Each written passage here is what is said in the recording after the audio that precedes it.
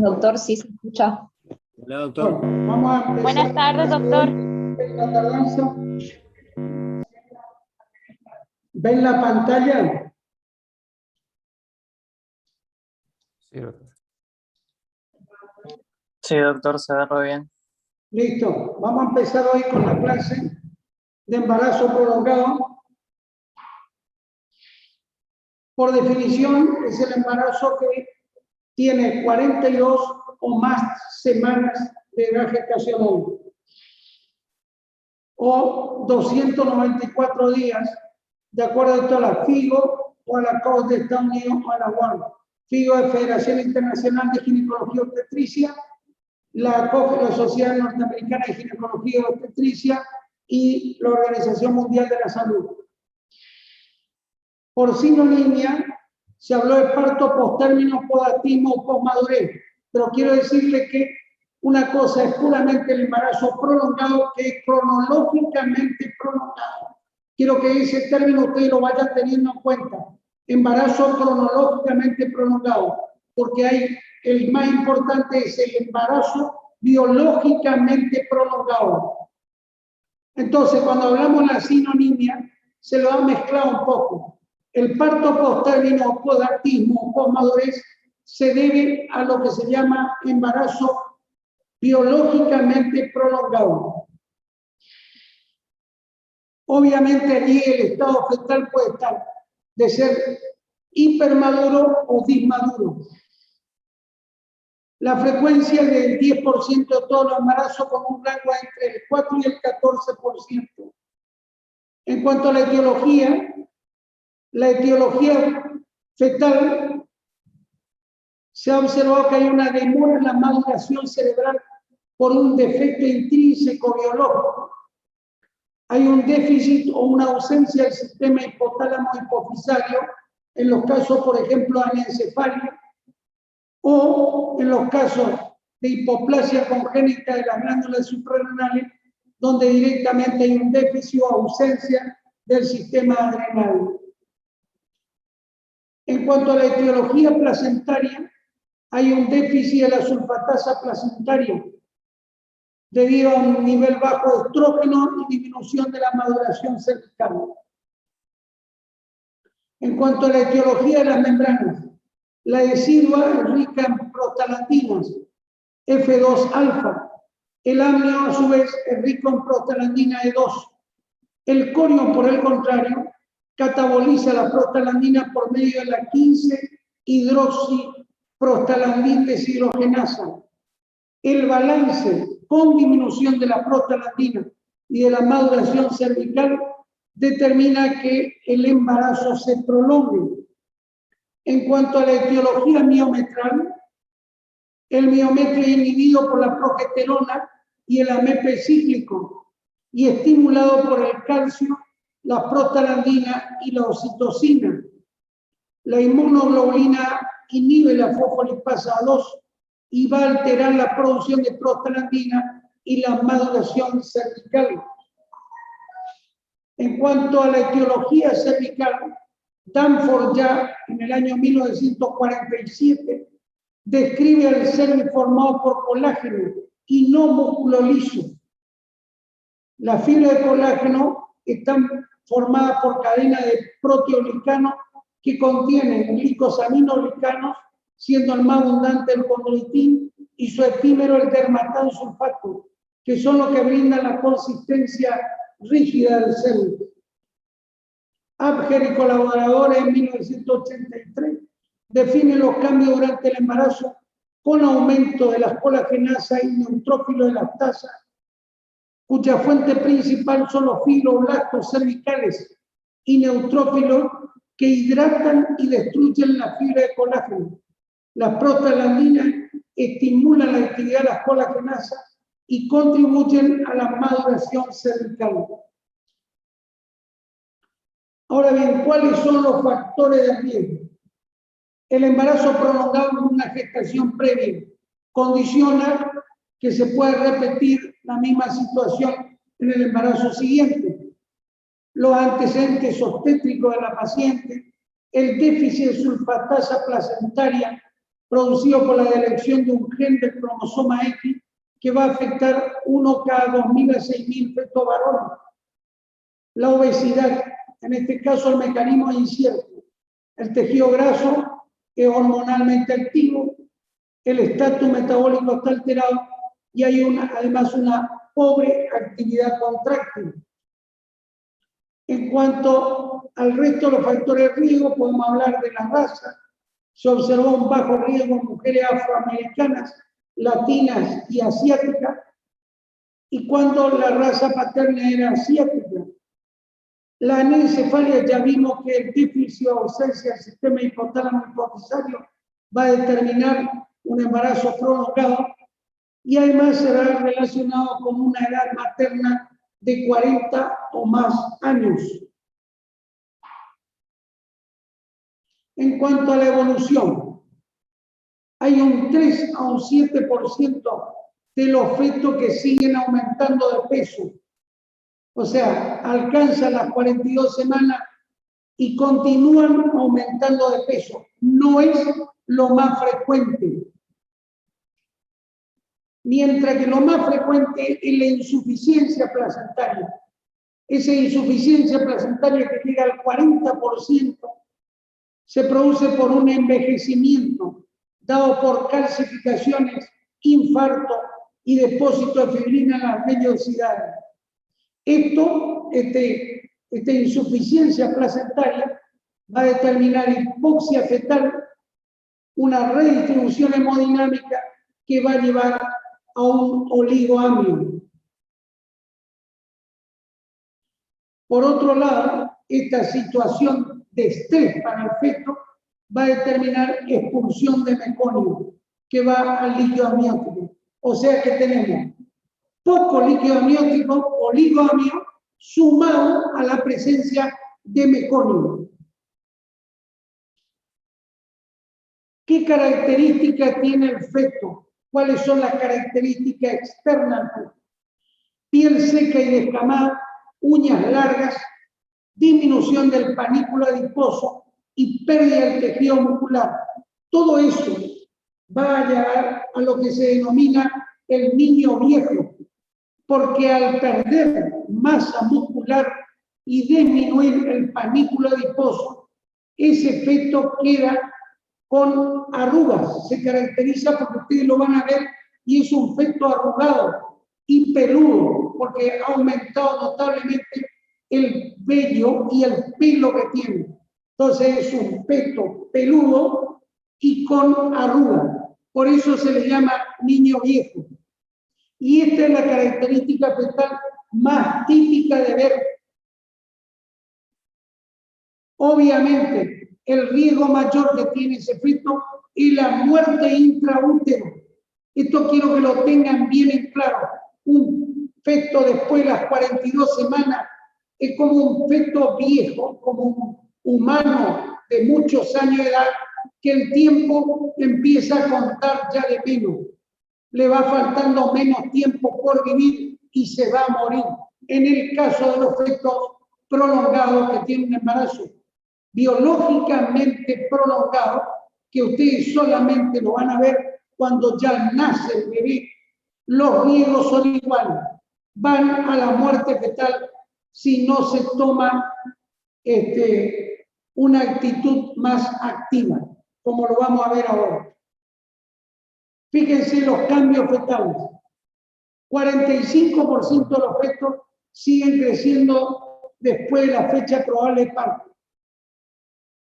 Los fetos aumentan 200 gramos de peso semanal durante la semana 40 y la incidencia del feto macrosómico es, como le dijimos hoy, de un 7 a un 10% en la semana 40 y ya aumenta un 43%, fíjense, en la semana 43.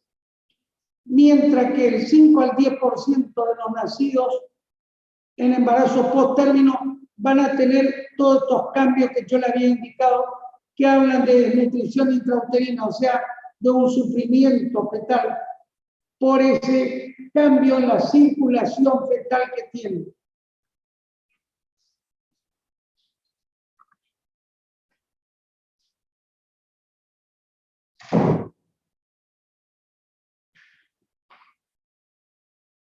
Entonces, fíjense que la macrosomía, entre 180, 120, 180 hasta 200 gramos más del peso promedio, la incidencia no es mayor al 20%. Es raro el que la había mostrado en la diapositiva previa, donde hablaba de un 40%. No es tan frecuente el feto macrosómico.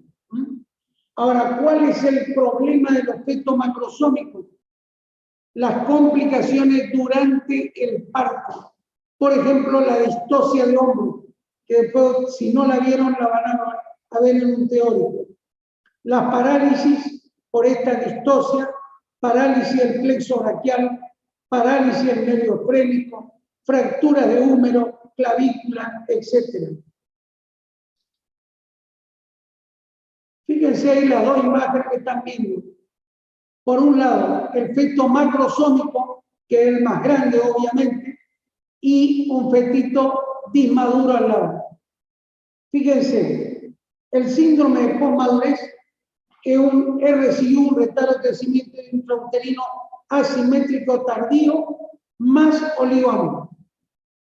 Después ya vamos a ver la semana que viene la clase de retardo de crecimiento intrauterino. Y van a ver la importancia que tiene su diagnóstico por todo lo que esto va a comprometer al feto. Y siempre va acompañado este retardo de crecimiento intrauterino de un cierto grado de oligoamina. Clínicamente se caracteriza como un retardo de crecimiento intrauterino con facies, con expresión alerta, los ojos abiertos, deshidratación, piel seca y arrugada, disminución de los depósitos de grasa subcutánea en brazos y genitales externos, tinción amarillenta o verdosa de la piel, cordón umbilical y membranas ovulares.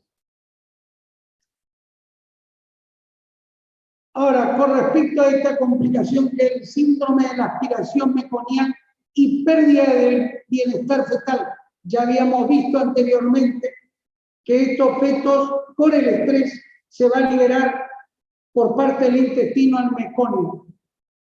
En estos fetos la expulsión de meconio es 2 veces más frecuente que en aquellos que son fetos de término. Tiene una mayor incidencia de un pH menor a 7,20 en la arteria umbilical, en fetos de gestaciones prolongadas, o sea, van a tener fetos acidóticos. Aunque ellos encontraron en trabajo de investigación que tengan un pH menor a 7,20 en la arteria umbilical, no se ha visto mayor incidencia de acidosis grave, que son pH menores a 7,15. Obviamente puede haber compromiso en el TEP de agar de menor a 7 al minuto y a los 5 minutos. Todo este síndrome de posmadurez, estos cambios que comprometen al feto y que es el feto biológicamente prolongado, es lo que se llama síndrome de Clifford. Entonces ahí tienen el nombre, el apellido del médico que lo describió, síndrome de Clifford. Y está caracterizado por todo lo que hemos venido repitiendo en estos minutos.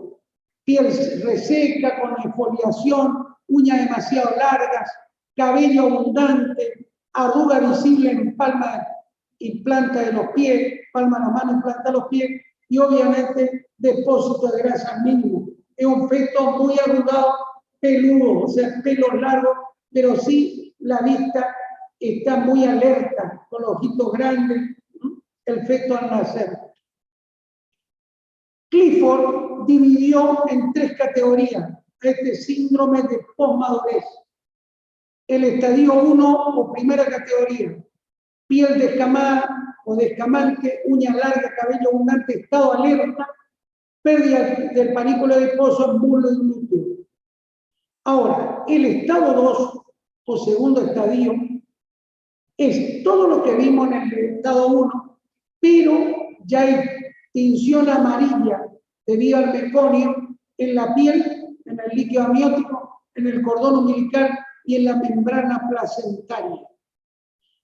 Por otro lado, el estado 3 o estadio 3 del síndrome de Clifford o de posmadurez vamos a ver, todos los hallazgos del 1 y el 2, pero se le agrega la coloración amarillo brillante de las uñas y amarillo verdosa del cordón umbilical. Algunas imágenes, fíjense la piel y las uñas del recién nacido, uñas largas, y la piel descamante. Miren otro, esto es característico. Cuando vean la planta de los pies con piel descamante, así, miren los talones, miren acá marcado en el abdomen y en el tórax. Todo esto es característico, este aspecto agrietado de la piel del recién nacido post término del segundo o tercer día de vida. Ahora bien, ¿qué podemos hacer para que todo esto no ocurra? En primer lugar, tenemos que adelantarlo. Estos hechos no deben ocurrir. Por lo tanto, hay que evitar llegar a esta situación. ¿Y cómo se evita? En primer lugar, hacer una ecografía en el primer trimestre gestacional. Eso significa captación precoz de la paciente. Entonces ustedes hacen una ecografía, como yo le dije que ya el 70% de nuestras pacientes se han olvidado la fecha de última menstruación. Por lo tanto, tiene una menorrea incierta. Hay que captarle muy precozmente a la paciente, hacerle una ecografía y de esa manera se puede ya saber qué edad gestacional tiene por la medición de la longitud embrionaria. En segundo lugar, cuando la paciente debe ir a la consulta, cuando entra en la semana 41, o sea, ella ya tiene 41.2, 41.3 o 41.4, la paciente debe ser internada, debe examinarse el cuello uterino y ver qué grado de madurez del cuello uterino tiene, o sea, el score de Bishop. Allí ustedes pueden tener un puntaje menor de 6, lo cual habla de un cuello uterino desfavorable y que obviamente la inducción tendrá malos resultados. Hay que hacer una ecografía obstétrica y es fundamental.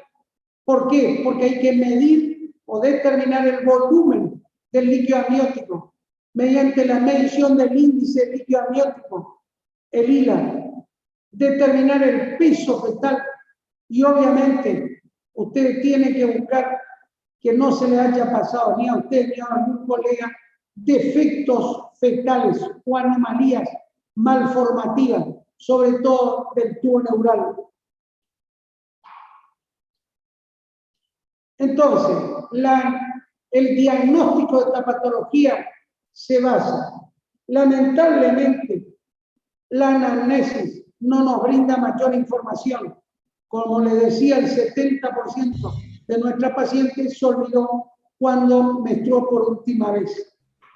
En segundo lugar, la lactancia previa. Lamentablemente, no todas las pacientes hacen o solicitan, a pesar de que nosotros lo ofrecemos, hay pacientes que no se cuidan, no evitan un embarazo inmediatamente en el periodo de lactancia, porque hay creencias dentro de nuestra sociedad,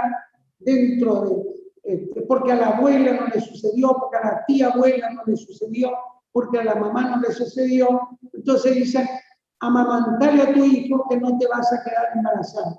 Eso es lo más frecuente que escuchamos y que ustedes van a tener que escuchar y que nosotros venimos desde hace años, me refiero a todos los obstetras, tratando de desmitificar esta creencia popular de que la lactancia protege de un embarazo no deseado. Entonces, ellas están lactando, no menstruan, pero puede haber ovulación y esa mujer mantiene relaciones y puede quedarse embarazada. El uso de anovulatorios y el uso de anovulatorios no de una manera correcta, obviamente.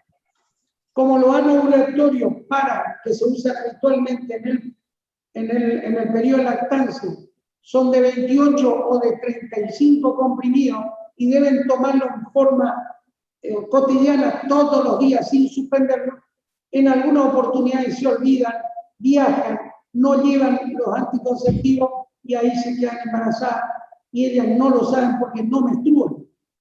En la mayoría de los casos, las mujeres que están amamantando no menstruan. Y al no menstruar, ellas creen que es el efecto del mismo anovulatorio que estaban tomando y de la lactancia. Y cuando se dan cuenta, el abdomen empezó a crecer y ya tienen 4 o más meses de gestación. El té de embarazo no nos va a ayudar porque no nos da una fecha. Los signos y síntomas gestacionales, como habíamos visto en las primeras clases, tampoco nos van a ayudar porque generalmente, salvo las náuseas y vómitos, que no en todas las pacientes se presentan, no lo van a encontrar, los otros van a ser tardíos.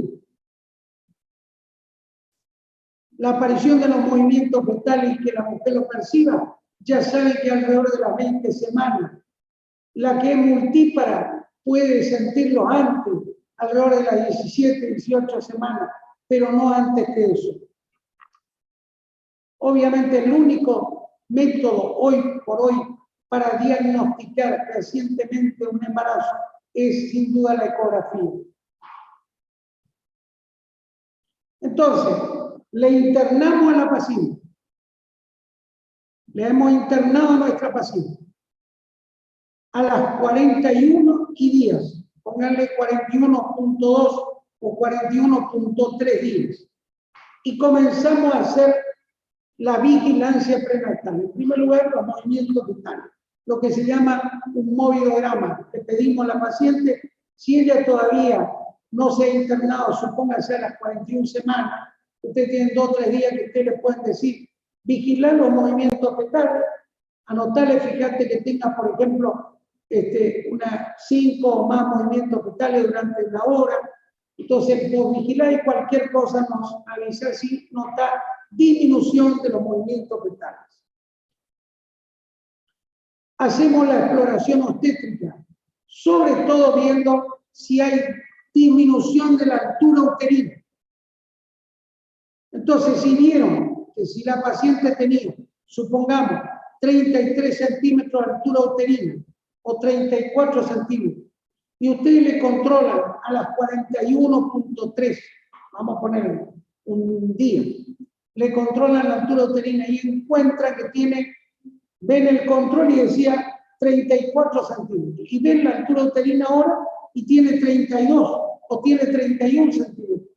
No es que hubo un error, ustedes controlaron.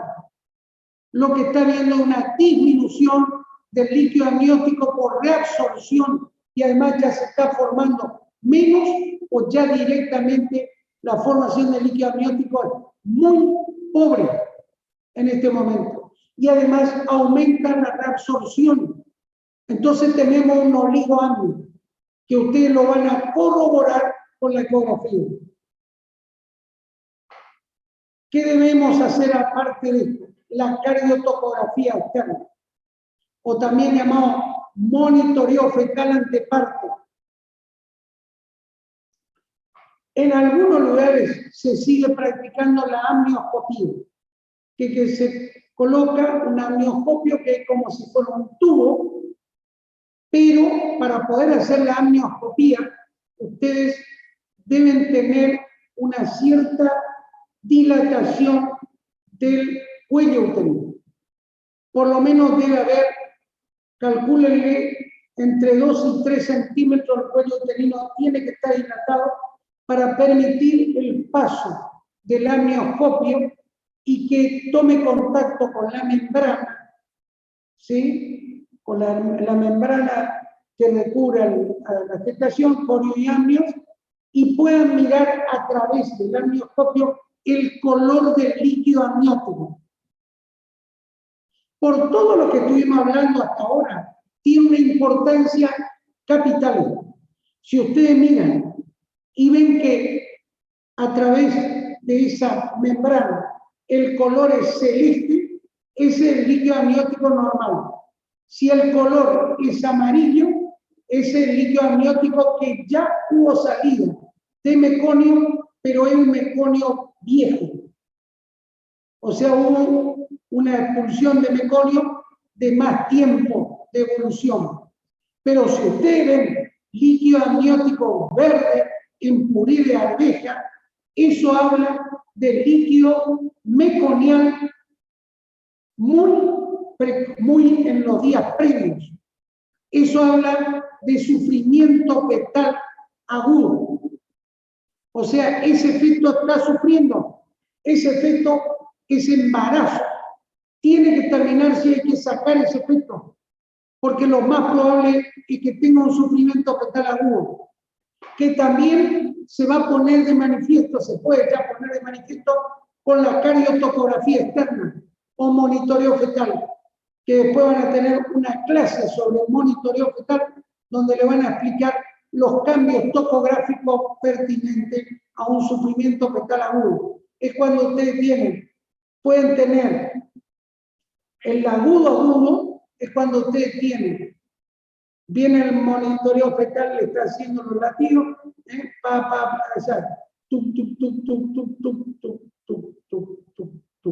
y empieza a bajar bruscamente. Eso es lo que se llama un TIPS 2, cuando está directamente relacionado con una contracción uterina. Y luego llega al decalaje total, puede llegar a tener 100 latidos, 90 latidos, y después comienza lentamente a subir. Eso se llama TIP 2. Hay otros tipos de DIP, por ejemplo el TIP 1, que es de cordón, que después ya le van a mostrar imágenes sobre esto. Y además hay alteración en la línea de base, porque puede tener en la cariotopografía ser un bebé que tiene una línea de base lineal, que no tiene ninguna oscilación, como si ustedes estuvieran mirando una línea de base a una muerte cerebral, así, plana. Entonces, allí ustedes tienen que estimular a la paciente con movimiento del feto para ver si se mueve y esa línea se modifica, o si tienen que preguntarle a la madre si ha desayunado ese día o si ha comido a las 2 últimas horas. Porque puede ser una cariotopografía con un resultado falso positivo, ¿no? O sea que le está marcando que lo que tiene ese efecto es hiporreactividad, pero por hipoglucemia materna. Entonces hay que corregir esto. Y la única forma de corregir usted a esa mujer, le hacen bajar, que vaya y coma algo, sobre todo algo dulce, alfajores, etcétera, etcétera, factura, lo que sea, y en 2 horas vuelve a subir y ustedes le hacen otro monitoreo. Y ustedes ven el monitoreo como está. Si el monitoreo continúa deprimido, o sea, continúa prácticamente como si fuera plano, eso es compromiso fetal grave. Y ese embarazo hay que terminarlo. Porque si no, ese efecto, si va a un trabajo de parto, se muere intraparto, no va a tolerar las contracciones y va a aparecer los TIP 2 que recién les relaté. ¿Qué va a informar la ecografía? Lo que ya venimos diciendo, el tipo de placenta. ¿Qué pasa con el tipo de placenta? Va a ser una placenta hipermadura, una placenta que va a presentar calcificaciones. ¿Se acuerdan que yo al comienzo de la clase ya les relaté? Esas calcificaciones son las que determinan el envejecimiento placentario.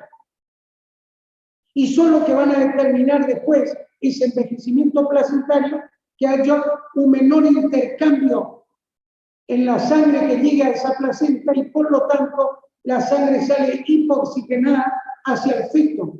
Y esto lleva a que ese feto tenga un sufrimiento fetal. Entonces ustedes ya saben cuando están mirando el tipo de placenta que tiene. Es lo que se llama una placenta hipermadura. Y además van a observar, como bien les decía anteriormente, la cantidad de líquido amniótico. Estos fetos mayoritariamente tienen oligoámidos.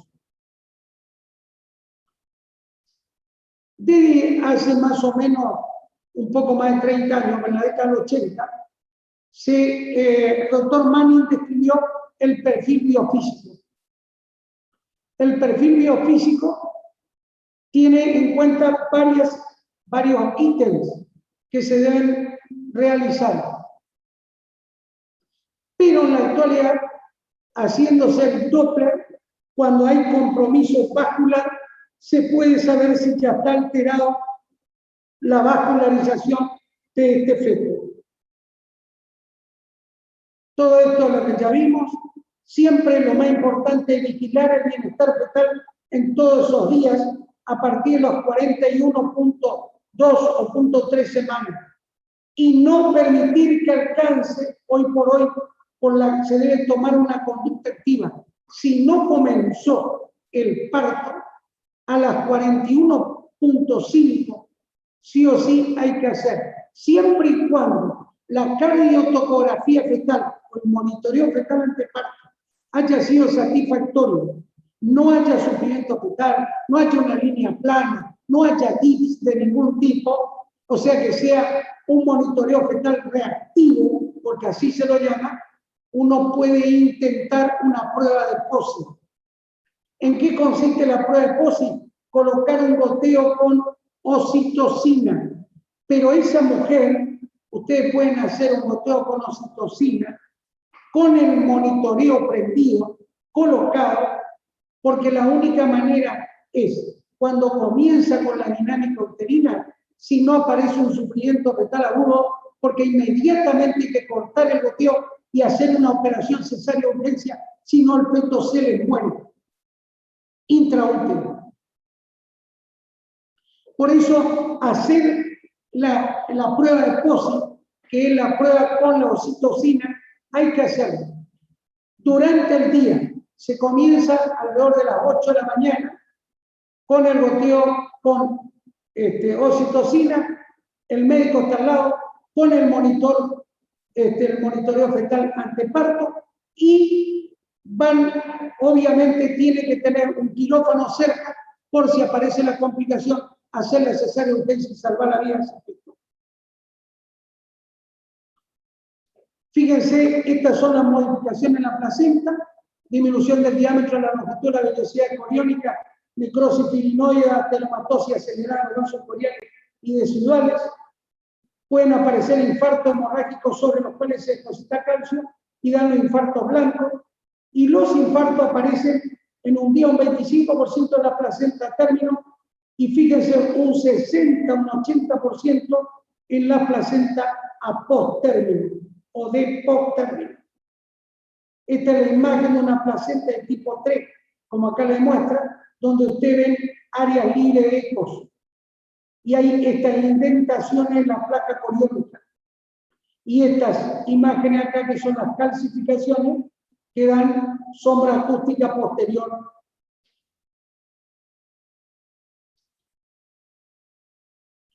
Fíjense, estos son volúmenes de líquido amniótico según edad gestacional.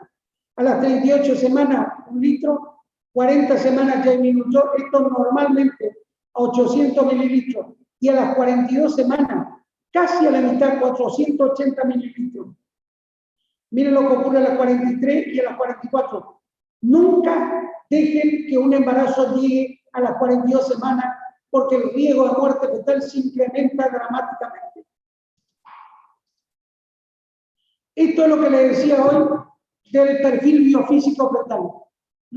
Se basa en la percepción del movimiento respiratorio fetal, que se hace por ecografía, igual los movimientos fetales, el tono fetal y la reactividad fetal se hace por monitoreo y el volumen de líquido amniótico por ecografía. O sea que son utilizando esas dos metodologías. Movimientos respiratorios fetales, menos de 30 segundos, movimientos respiratorios fetales sostenidos durante 30 minutos, o igual o mayor, sería acá, de 30 segundos de movimientos respiratorios fetales. Y acá, menos de 30 segundos de movimientos respiratorios fetales durante 30 minutos. Esto vale 2, toda esta curva, todo esto no. esta hilera, y esto vale 1 punto. Y si no, tiene 0 puntos. Movimientos fetales mayor o igual a 3 movimientos corporales groseros en 30 minutos de observación, menos de 2 movimientos corporales groseros. Tono fetal, 1 o más de un episodio de movimiento de un miembro de una posición de flexión a una extensión y rápida recuperación de flexión. Y el otro es ya un efecto en posición de semi-extensión o extensión completa de los miembros sin recuperación de la flexión. La reactividad fetal es presencia de 2 o más aceleraciones en la frecuencia cardíaca fetal de por lo menos de 15 latidos por minuto que persisten, no menos de 15 segundos y se asocian con movimientos fetales en 40 minutos. Mientras que la ausencia de aceleraciones o menos de 2 aceleraciones en la frecuencia cardíaca fetal durante 40 minutos de observación ya es un solo punto. Obviamente, si no hay aceleraciones, es 0 puntos. Y el volumen del líquido amniótico, si tiene que haber por lo menos un bolsillo que mida 1 centímetro, lo menos en 2 planos, o ya un bolsillo de menos de 1 centímetro, en 2 planos perpendiculares. Esto es el perfil biofísico progresivo que se hace actualmente, donde se lo agrega acá el perfil hemodinámico con el Doppler de arteria uterina, arteria umbilical, Doppler fetal. Entonces, al agregarle esto, estos parámetros de Doppler son a los fetos que ustedes vieron que tienen alteraciones, ¿sí? Que ya tienen alteración del líquido amniótico o del monitoreo fetal, de tal manera de complejizar cada vez más y tener un diagnóstico más exacto para tomar la mejor decisión. Hoy por hoy la expectación es hasta las 41.5, como máximo 6 semanas, y ahí tomar una actitud activa. Ya la expectante solamente hasta ese momento. La atención del parto, como yo le dije, con cardiotocografía y eventualmente la cesárea, si ustedes tienen una cardiotocografía anormal o no reactiva, o tienen la presencia de TIPS tipo 2, va directo a cesárea. No se hace ninguna prueba de POSI, porque si no, ustedes son los que van a provocar la muerte fetal intraútero. Acuérdense, la inducción en la semana 41 solo se hace en aquellos pacientes que tienen un monitoreo, fetales reactivos y con todos los cuidados que yo les dije, monitoreo permanente y además un quirófano con anestesista por si hay un sufrimiento fetal agudo.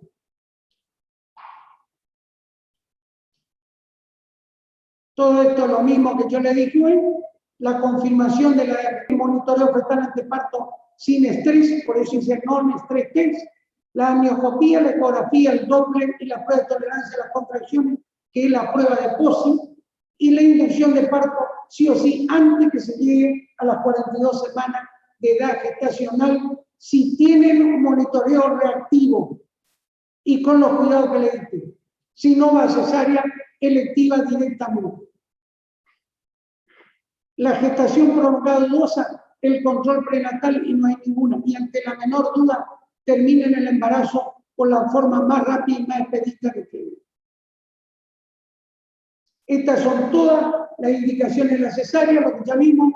Tenemos un índice líquido amniótico ya, obviamente en estos casos menores de 5 centímetros, pero con un cuello desfavorable, con un peso fetal estimado mayor a 4 kilos, que ya tenga un RCI, un retardo de crecimiento intrauterino con serie desfavorable, que hayan hecho inducción, pero falló durante 2 días con un cervix previamente madurado, y obviamente si tuvieron, ustedes le pudieron hacer una inspección de ese meconio por la amnioscopía y le dio un meconio muy espeso, directamente va a cesárea. ¿Cuáles son los problemas fetales asociados al embarazo prolongado? Diversos autores reportan la mortalidad perinatal 5 veces mayor, la distosia de hombro 19 veces mayor, el daño traumático importante en un 0,5% de los partos y la cesárea aumenta 2.3 veces más frecuente. Las complicaciones siguen ahora complicaciones maternas, fíjense, aumenta la incidencia cesárea, el trauma vaginal, va a aparecer obviamente la mayor frecuencia de laceración, o desgarro de tercero o cuarto grado, hemorragia por atonía uterina, infecciones postparto, infecciones de heridas quirúrgicas y obviamente hospitalizaciones prolongadas. Esto es todo un poco lo que ya hablamos, el sufrimiento fetal intraparto. Fíjense, el oligoamio está asociado al aumento de cesárea por sufrimiento fetal. Alrededor del 25% van a terminar en cesárea. Yo les puedo asegurar que esto ha quedado en el tiempo. Hoy por hoy el índice de cesárea en un embarazo cronológicamente prolongado ya se acerca al 50% o ha superado el 50%. ¿Cuáles son las alteraciones más frecuentes? Como le dije, hoy DIP3, moderado grave con recuperación lenta en el 75%, bradicardia fetal con pérdida de la variabilidad, DIP2 menos frecuente, el peligro fetal de preparto con sufrimiento fetal agudo en intraparto, son en su mayoría consecuencia de la compresión del cordón umbilical por el oligoamio que tiene ese embarazo. ¿Qué va a producir la aspiración meconial? Lo que se llama SALAM o SAM, síndrome de aspiración meconial. El 50% en fetos mayores de 42 semanas tienen líquido teñido meconio. En la incidencia del paso meconio en el posttérmino es de un 25% o más. El oligoamio es más grueso, es cada vez menos líquido y el meconio hace que sea más grueso y por lo tanto más grave, porque cuando se aspira obstruye la vía aérea. Es una complicación grave. El traumatismo fetal está asociado a la macrosomía en fetos de mayores de 4.000 gramos, la distosia de hombro con lesiones del plexo braquial, la fractura de húmero clavícula, la asfixia grave, la presencia del cefalomatoma y las fracturas craneales. Estas son todas la prevalencia de las complicaciones. Lo van a ver en el cuadro, en la grabación, así que lo vamos a pasar por alto nomás esto. Y la mortalidad neonatal, fíjense, la mortalidad perinatal está aumentando entre un 3 y un 5 veces. 3 a 5 veces está aumentada la mortalidad perinatal en los embarazos prolongados. Hay morbilidad neonatal por la hipoxemia, insuficiencia respiratoria, SAM o síndrome de aspiración meconial, hipoglucemia y hemorragias cerebrales. Y la morbilidad postnatal, trastorno del sueño, dificultad de la alimentación durante los primeros 12 meses, alteraciones de la conducta a más largo plazo y obviamente menor cociente intelectual y desarrollo neurológico que se va a ver obviamente cuando el bebé vaya ingresando en la escuela, tanto a jardín como a la escuela primaria. Y una frase para terminar. Yo sé que le di muy rápido, muy conciso, pero espero que tengan en cuenta la gravedad de estos cuadros. Fíjense esta frase de Stephen Covey: la sabiduría consiste en aprender todo lo posible, pero con la humildad de admitir que no lo sabemos todo. Tengan ustedes un feliz día, una feliz Semana Santa y obviamente felices Pascuas. Aprovechen para estudiar, aprovechen para leer estos días que no van a tener clases y nos vamos a reencontrar el lunes después de las Pascuas. Nos vemos. Gracias, doctor. Igualmente para usted. Gracias. Feliz Pascua. Gracias. Pasamos ya a la clase con la doctora Rosenberg, que comience inmediatamente después. Adiós, doctor. Feliz Pascua.